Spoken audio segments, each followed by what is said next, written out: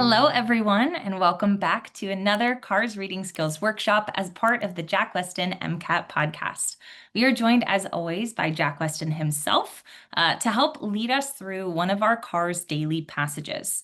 So, this passage is called Billy the Kid. It is the passage from September 3rd. If you're listening to this on September 3rd, you can head to jackwestin.com and check out this passage.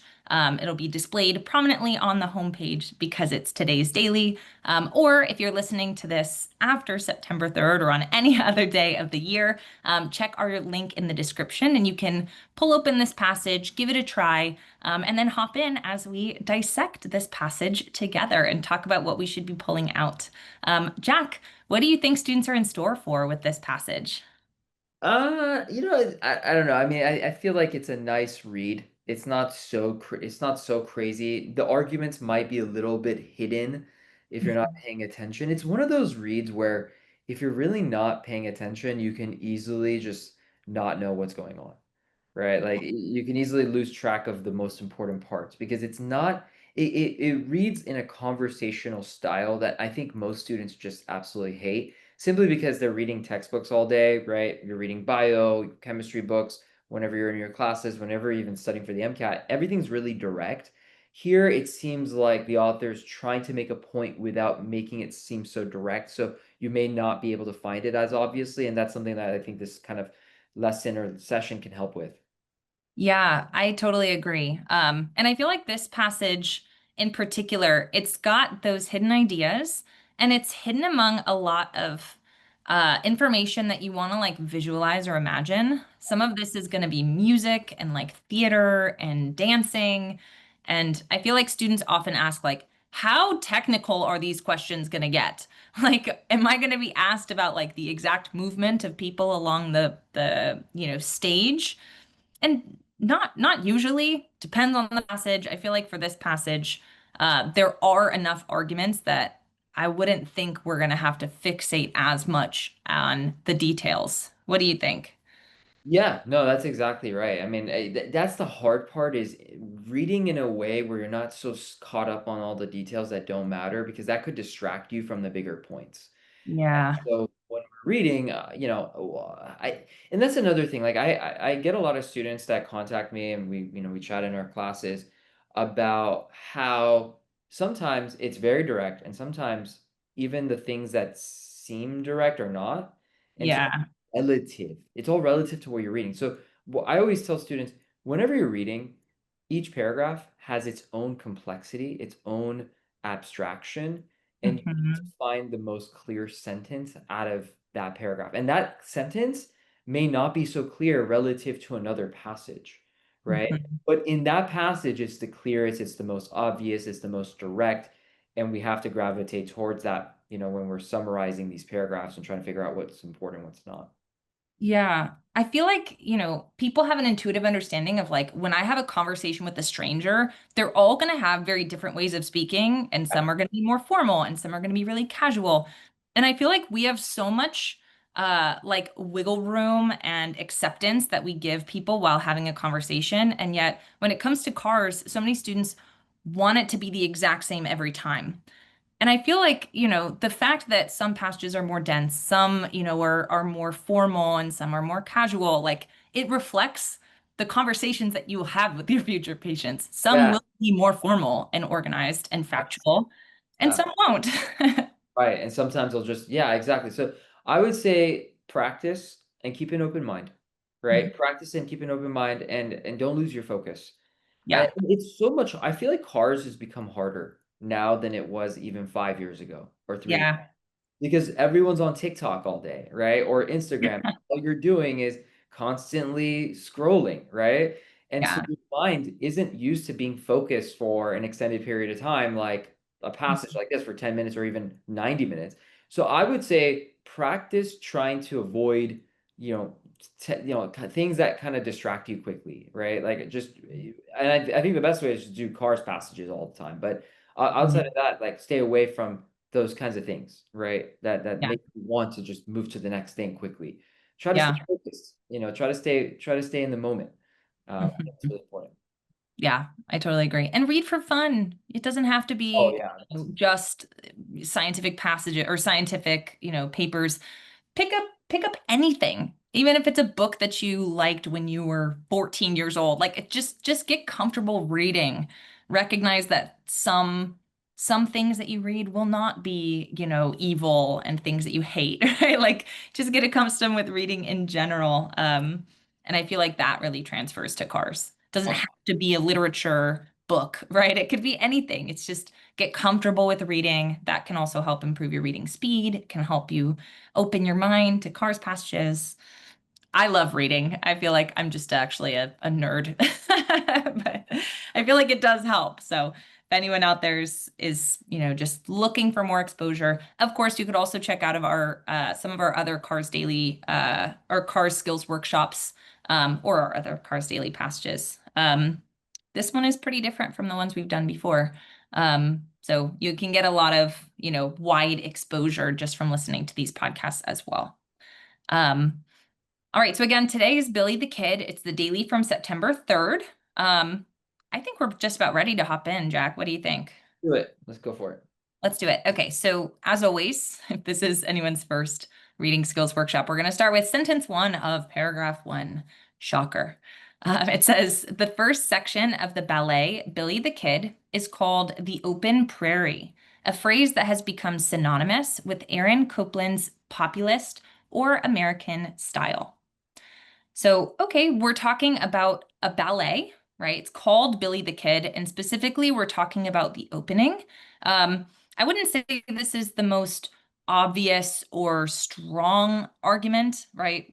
We're establishing that we're talking about this play, we're talking about the beginning of it, or the first section, and it has something to do with being American or populist, but I'm not exactly sure. I don't think the phrasing is super, super clear in that second half of the sentence.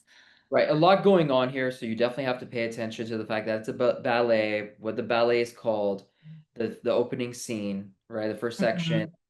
Mhm. Populist or American style. I think that's important. Just understand that they could use either word or either term. They mean the same thing, right? When they use Mhm. the word or, that means that I could use either populist or American style to refer to the same thing.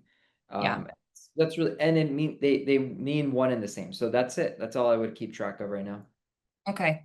Let's take a look at our next sentence. It says woodwinds figure in rough-hewn parallel fifths cut across an emptied out musical space, conjuring the picture of a wagon train moving across some long, dusty valley of the West. So, okay, I believe, and we're talking about musical space. We're talking about woodwind instruments, I think. Um, but I'm really just visualizing this. We're imagining this wagon train in the West, right?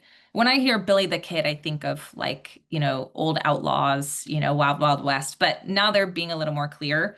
I feel like this sentence really just gives context in my head. I'm not really Yeah, fixating on any part of it. yeah, very descriptive, right? So, Mhm. okay, yeah, sounds good. Okay, the dancers follow suit, slowly and arduously moving from one side of the stage to the other and back. So we talked about the music, now we're talking about dancing. We're talking about movement. It's slow and it's arduous. Cool. Again, I'm visualizing it. It seems like we're trying to paint the picture of the West in America. Yeah, That's all the I'm Westin, worried. yeah, it's sort of a Wild West kind of movie, but in a ballet, which is interesting. Yeah. Okay. The dancers and the music promise wide open space and the hope inherent in the Wild West.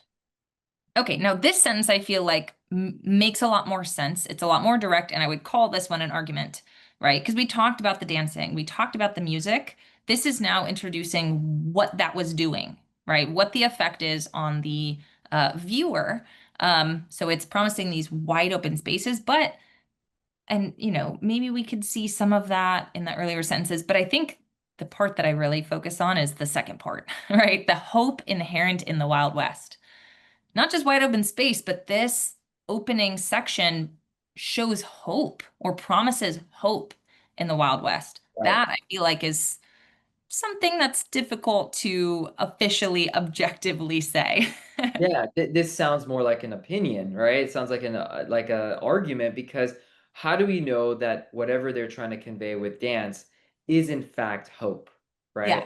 Hope in the inherent West. Maybe it's not hope, right? Maybe it's negativity or something bad, right? Yeah. So that's why I think the MCAT focuses a lot on art passages and things of that nature like theater and dance. I think this is a dance kind of passage. It's because you can interpret it any way you want. It's more obviously opinionated, right? And so this is very much an opinion that we need to keep track of. The fact that whatever they're doing in this opening section is showing hope, conveying hope in the inherent Wild West. That's it. Yeah. Yeah. Very interesting. So again, we had lots of details. The details are not necessarily the things that we need to track or write down, but it's what the details are there to do. Okay, let's take a look at our second paragraph. It says, yet the music comes straight out of the Parisian Stravinsky. Okay, so I see a yet, which I know that I should be paying close attention, right? A but, a yet, however, we talk about these in our course. It's a contrast word. So I always visualize these as like a total U-turn, right? If you're on the road, which symbolizes the argument that you're currently on, this tends to either get you a left turn or a straight up U-turn. That being said, it sounds like we're suggesting the music does not do what we said before. So, represent the American West and hopefulness. Probably it's Parisian, but I don't know much about Stravinsky. It sounds like we're saying the music is like French instead of American, but I Yeah. don't know. I don't think it's as clear Yeah. yet. It's not clear, but yeah, Parisian gives us the idea of Paris, right? You're Parisian, you're from Paris, you live in Paris, or you have some association with Paris, and Paris we all know is from France. So Yeah. Wild West scenes with music that comes from Europe or France, France? that sounds really weird. Sounds like Yeah. some sort of like Tarantino movie Yeah. potentially. But okay, all right. Sounds good. So let's keep going. Let's see. Yeah, you don't need to know who this guy is, right? That's not important, but you should know that there's a yet contrast word. Music is off. Music is European or from France. Okay. Yeah. Yeah, something's weird about the music, right? Hopefully they'll make it more clear. Keening lines for high clarinet and low oboe echo the spring rounds section of The Rite of Spring, as do some folkish grace notes that are added later. Okay, I'm not an expert in orchestra and all of these sounds. I don't know exactly what this would do to the listener, but we're describing the music. And again, I know the music is not super aligned with the American West, more with France. So I'm just going to keep reading personally, especially because I don't necessarily know what all of these instruments sound like. Can't really visualize that very well. Okay. So the next sentence says Copland delighted in pointing out that The Open Prairie was written in an apartment on Paris's Rue de Rennes. So, okay, it was written in Paris. Not, I feel like, that much to get out of this. Copland enjoyed pointing that out, but I don't know that that's going to be significant. It just sounds like the music is not necessarily cohesive with the American Wild West themes that we talked about earlier. Okay. Sounds good. Okay, last sentence of paragraph 2. Indeed, there is nothing intrinsically American about such sounds or movements. Semicolon. There we go. That's very direct, right? The music is not American, or Right. it's And not that was intrinsic. all right. Sorry, go ahead. No, that's it. What were you going to say? Yeah, I mean, I was just gonna say the same thing that like literally this is way the most direct sentence so far that we've read, right? Even though Mhm. there's a semicolon, and I usually like to stop at semicolon, so Yeah. I wouldn't be too caught up in everything else because it's so technical and so difficult to understand. But this is very easy. This is very direct. Yeah. And especially like we knew that the paragraph before was all about how this Billy the Kid represented the American Wild West, right? And the hopefulness, whatever. We got the yet, we said, oh, it's the music is French. And now it's just, hey, this is not American music. It's so much more direct than anything else we've got. Um, and the second half of the sentence after the semicolon is in line with this, right? It says they could just as well be used to suggest the English countryside or the Russian steppes. So again, to me, there's nothing intrinsically American. This music is not exclusively American. It could be European too. It could be anything. That's what I would track from this paragraph. That's it. Yeah, that's it. Just knowing that the music is very, you know, European, as I think is fine in this case. Yeah. Okay. And Let's take a not, look at not paragraph only, 3. I'm sorry. Yeah, one other thing I want to point out is not just the music, because it does say sounds or movements. So in some ways, this opening moment, right, is just European, although somehow it gives hope for the Wild West, right? Mhm. Just pointing that out. Okay, cool. That's an interesting note there. I didn't notice that. Yeah, movements too. We talked about dancing earlier. Um, okay, let's take a look at our next sentence. So still, they do not, or they do create the illusion of a wide expanse, American or otherwise. So we had just said that the music is not, or the opening moments, right, are not exclusively American, but now we're saying what it does convey is some sort of wide expanse. Could be American, could not be. So I was it's worried kind of about just, that. Yeah, yeah. Like, go ahead, go ahead. yeah, it just seems like we're kind of suggesting again, hey, this doesn't have to be American. We knew that it was about this, wide open space earlier. It's just saying it's not exclusively American, which is something that we've heard before. Exactly. And that was the confusing part is in the beginning, it was very American, right? Hope for the Wild West. And then second paragraph kind of talks about it being Europe, right? At least at least kind of related to feelings of or the idea of Europe. Now it's like, okay, it's American or may not be American. It doesn't really matter, right? But it is trying to make an association with the Wild West for sure. Hmm. All right, our next sentence says, later, Copeland makes the Wild West Association more specific. Okay, so we're gonna make this clear later, right? Right now, it's pretty ambiguous what this music is suggesting, just wide open space, but it will become more Wild Westy later. So it's just kind of giving us a dot, dot, dot. We'll get to the Wild West later. Yep, which was kind of anticipated. Okay. Yeah, especially given the first paragraph. Okay, the dancers are instructed to almost gallop as if on horseback. Okay, so the dancing gives you a little, maybe horseback represents the wild, wild west, according to the last sentence. But okay, we've got specific dance moves to look like Yeah, horseback. sounds good. Yeah, I mean, they're basically trying to associate the Wild West with something, and they're saying, okay, horseback, right? Hmm. Which makes sense because if you think of the Wild West, you think of horses. So, Yes, for yeah. sure.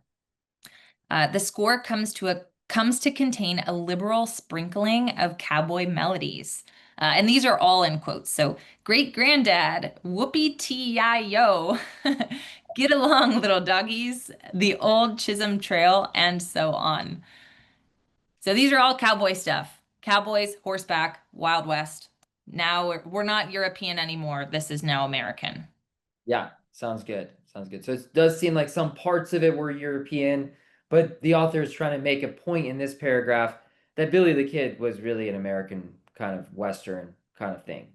Yeah.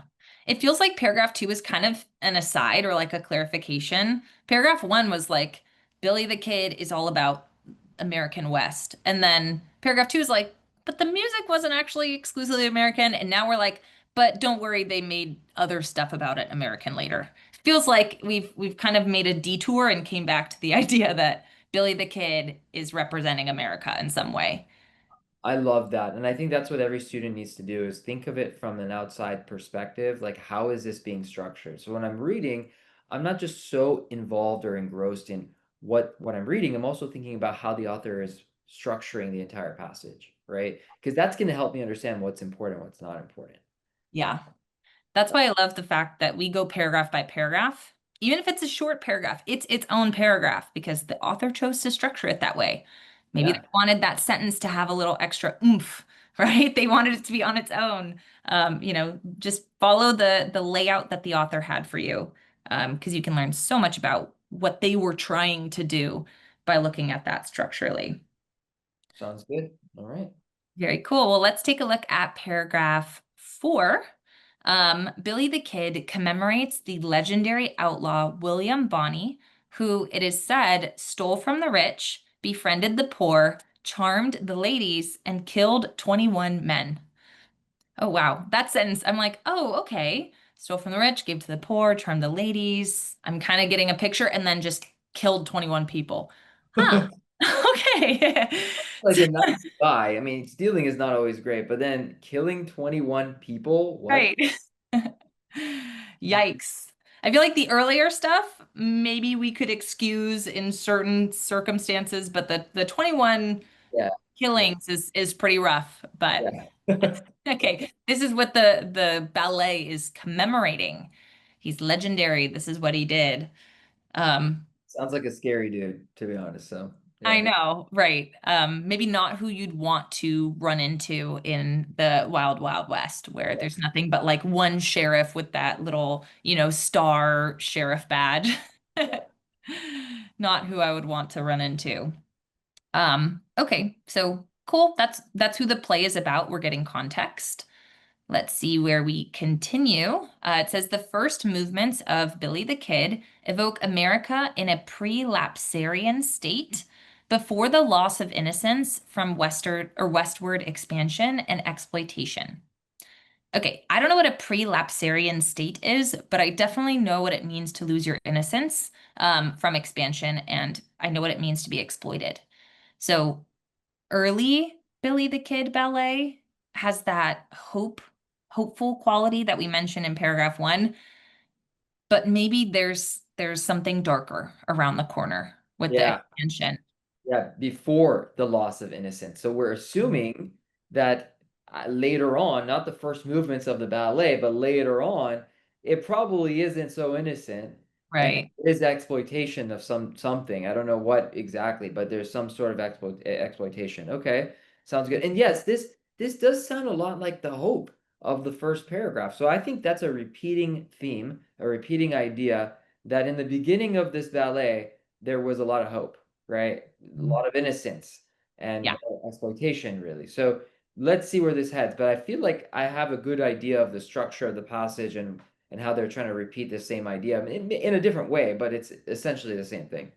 Yeah. And we might, I mean, who knows? This whole passage could be focused on just the beginning, or it could go from the beginning to the end and give us the whole story. But yeah, I feel like that sentence really does echo what we heard in paragraph 1. So we'll see where we go. The next sentence says they portray Billy as a pure soul, simply stealing from the rich, who had stolen their wealth from the poor after all, and flirting with women. We see a semicolon, but I feel like in this case it's kind of a comma. It says there's no killing yet. So it's the context. This is the innocent part of it, right? This is before the killing, but then also again, we kind of heard earlier, maybe it's Billy's change. I don't know. There's something about westward expansion that seems bigger than Billy, but again, innocent right now. That's what we care about. Right. I'm And excited to see how this evolves. yeah, and it's also not just characterizing the whole scenery or like the whole plot. It's just Billy, right? Billy is in this case kind of this pure soul, right? Seems innocent, but of course it says, like it's gonna probably say he's not that innocent. But let's see where this goes. Yeah. I mean, I feel like at the point where you're killing 21 people, you kind of lose your innocence, but we'll see what the author says. I will hold off on any judgments. Let's wrap up paragraph 4. It says, when the cowboy melodies are first heard, they meet up with out of whack polyrhythms and dancers mimicking Mexican folk dances. We see a colon, and then it says Copeland's West looks and sounds like Mexico before American expansionism. Huh. right? Now we're saying the sound is mimicking Mexican folk dances. Before we said, right, that this was all written in Paris. I'm I'm intrigued by the musical diversity. Um, but again, I feel like this paragraph as a whole is mostly working on this idea that early on this play was very innocent, right? And Billy was innocent. Seems like again, there's that dot dot dot to something darker later, but we haven't really explained it yet. Right, and this is so off topic. Like, why are they going into like the fact that it resembles Mexico, right? The sounds are like Mexico, but it's so confusing because in the second paragraph they were talking about Europe, so now it's like Mexico. Like, what? Where is this coming from? Like, where is this going? Like, that does seem a little odd, but there is one thing that's consistent that we can stick to. This is what I'm talking about in the beginning, where if they start going off tangents, don't just follow them, right? Ask yourself, why are they talking about this? Does this seem like it's important? Does this seem like it changes what we've been talking about, right? And most of the time, you're going to realize that this person is just talking, right? And that doesn't mean we have to steer off what we know, what we understand. We know a couple things are for sure. The opening scenes sound more like look more like Wild West stuff, and it's hopeful, it's innocent. That's a repeating theme, right? And that's what we need to stick to here. So great. Yes, absolutely. Okay, so let's continue to paragraph 5. It says, but eventually American expansionism comes, and if Billy the Kid is about the West, it is about how the West was exploited. Aha. So we had our dot dot dot earlier. Now we've said it plainly, right? So this is not just about the hopeful beginning. If Billy the Kid is about the West, it's about the exploitation. So we were hopeful something happens, right? The West is exploited, and that changes the tone. Seems like that's where the direction is going in this passage. Right. And that's what we were expecting. So I'm Mhm. glad it cleared it up. And it does use a contrast word. So that's awesome. Yeah. Okay, the Prairie Eden is threatened by the westward movement of city building settlers whose grand designs already glimmer in the brassy climax of the introductory, and this is in quotes, processional. So it sounds like maybe this is the exploitation part. We had a prairie that we're going to develop. Um, so it's maybe just talking about the exploitation of the West, which was in the previous pair or sentence. Yeah, and that's expected, right? They're going to expand on it. But is that expansion going to make a difference? Probably not. I would still pay attention to it, try to visualize, understand what's going on. But we now know what the author's trying to head to, right? Where Billy the Kid, yes, in the beginning, there's hope, but it's really about how the West was exploited, right? And they didn't define exploitation, but we probably know it's not good, right? And we kind of are given some sort of idea of how it's being exploited in the next sentence. But if you don't fully grasp what's going on, I wouldn't worry. You already have the meat of this paragraph. Yeah.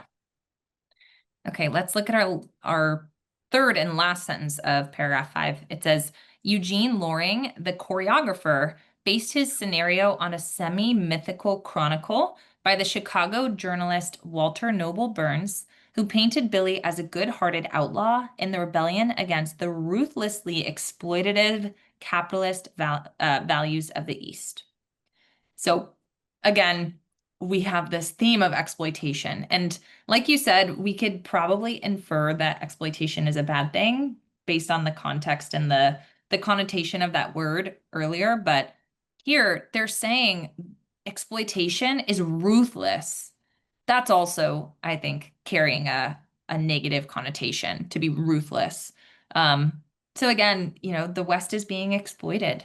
We've got a lot of context to help support that idea. Yeah, sounds good. Very straightforward. Yeah, That was finally easy and straight, easy and got to the point. And that's something that's going to happen. You're going to read, be confused. Don't feel compelled to go back and reread and to try to understand it. Keep going based on what you already know, and it should clear up, right? So great. yeah. Trust yourself, most definitely. Okay, so paragraph 6, it says the first chapter of Burns's book contrasts Billy's bygone world with the modern America covered in asphalt. Oof. Okay, so we're looking at a book who we talked about with the Walter Noble Burns before, but we have the same kind of theme that we have seen, right? Billy's bygone world was the innocence, the hope, and now modern America covered in asphalt. That's the exploitation. So it sounds like we're just discussing kind of this same transition that we've established so far already in the passage. Yeah, something about being exploited meaning capitalist values, right? And it's sort of saying something about asphalt. It's very difficult to understand exactly, but you should just know that this play is really about not play, but ballet is really about the exploitation of the West, right? That's what it's giving away. There's nothing new here. It's consistent Yeah. with what just read in the previous paragraph. Yeah. And it seems like exploitation has to do with like development also. Yes, yes, That yeah. has been brought up and alluded to a couple times. Okay, Copland hints at the pacing of the West at the end of his ballet, with the dancers pushing levelers across the stage, pouring and smoothing out invisible roads and cities. So again, development of the West, exploitation of the West. This is all coming back up a lot Right. now. Now it's easier to understand what exploitation really means, right? Roads and cities and things of that nature. Okay. Yeah. Okay, after Billy falls victim to Pat Garrett, the Pioneer March becomes a juggernaut in 3/4 time, accented by cymbals and bass drums. We see the semicolon. I assume Pat Garrett kills Billy. Billy falls victim to it. Keep in mind, Billy kind of symbolized the innocence and the hope of the West. Now Billy falls, or Billy is victimized in some way, and it speeds up because we've lost our innocence. Yeah. Yeah, that's a good way of looking at it. That's deep, and I don't expect students to catch that on their first round of reading, right? Especially when you're reading it within 10 minutes and try to answer these questions. But if you just know those big points, and that really just made up what, maybe 4 or 5 sentences of the entire passage. If you Yeah. fully understood those 4 or 5 sentences that we highlighted, right? Especially the ones that came after contrast words, you'd probably get 5 out of 6 questions right? Which is consistent with like a 127. So, Hmm. okay, cool. Yeah. The fun part about cars is figuring out which of those, which of the sentences, right, of those 4 or 5 are important. Yeah, Um, yeah. Okay, the last part, keep in mind we just paused at a semicolon. The rounding out of paragraph 6 says dancers scurry to and fro across the stage, leaving behind Billy's heroism to engage in everyday commerce. So again, it sounds like we're leaving behind that hopeful innocence, and we're just getting about our day. Everyday commerce, right? Business as usual, exploitation, expansion, etc. Okay. So I feel like this paragraph really is just continuing this idea that, this ballet is showing the exploitation of America or that's it. American West. That's it. I don't think there's really anything new in this paragraph. They're just expanding on what they've already said in the previous paragraph. Yeah. Okay, let's look at our last paragraph. So paragraph 7. A new key area of E major clashes with remnants of the heroic E flat of the opening. Okay, so it's talking about music and musical key. What I'm picking up on though is the adjectives. So E major is new and it's in contrast or it's clashing with heroic, the heroic opening. I don't really care E major, E flat. I don't know what that sounds like, unfortunately. I have no musical background, Same. but Yeah. what is new clashes with the opening, and the opening was heroic. It's symbolizing this same transition of innocence to exploitation. But heroic is innocence, right? In some ways. And that's E flat. So associate E flat with heroic, E major probably more pessimistic, more exploitative, right? Yeah. Got it. Cool. Dancers show skyscrapers rising on the prairie, their hard forms glistening in the sun. So development, exploitation, just more context. Yes. Okay, last sentence. The ballet becomes a tragedy as Billy dies, and with him, the Wild West. We see a semicolon. Again, Billy Billy was innocent at the beginning, right? The Wild West was innocent at the beginning. It seems like this has been a extended metaphor or like a allegory, right? Billy is the West. Um, but again, we're just repeating the same thing No, again. it's sort of interesting because I thought this was going to deviate into how Billy killed people and that made him Yeah. negative.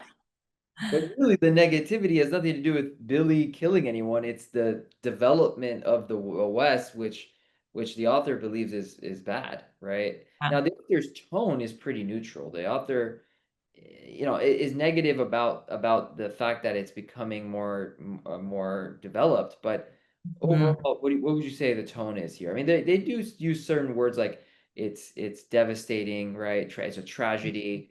So that might give away the fact that there's negativity, right? But overall, what do you think? I feel like neutral in tone. Like I would say it's more neutral than super positive or super negative. But if I had to put it in one word, I almost feel like there's a little bit of longing here. Like longing for the past. Like it's neutral, it's not fully full-blown romantic, but with the way that they're describing innocence and hope and then that being lost and it feels like that almost. Right, some sort of disappointment, right? Yeah. So Yeah. yeah, cool. Okay. Yeah. Okay, the last little bit of this, because we ended on a semicolon, it says, instead, we are left with modern America exploiting its people and its resources, ruining the mythology of the West. So again, we had this major transition. It was hopeful, and then the hope turned into exploitation and kind of, the hope died, according to the author.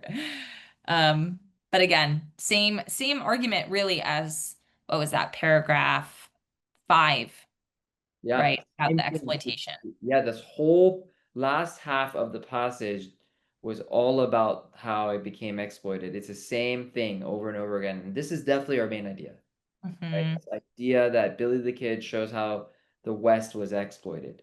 Hmm. But I would still know the opening scenes were positive, were hopeful, right? But Yeah.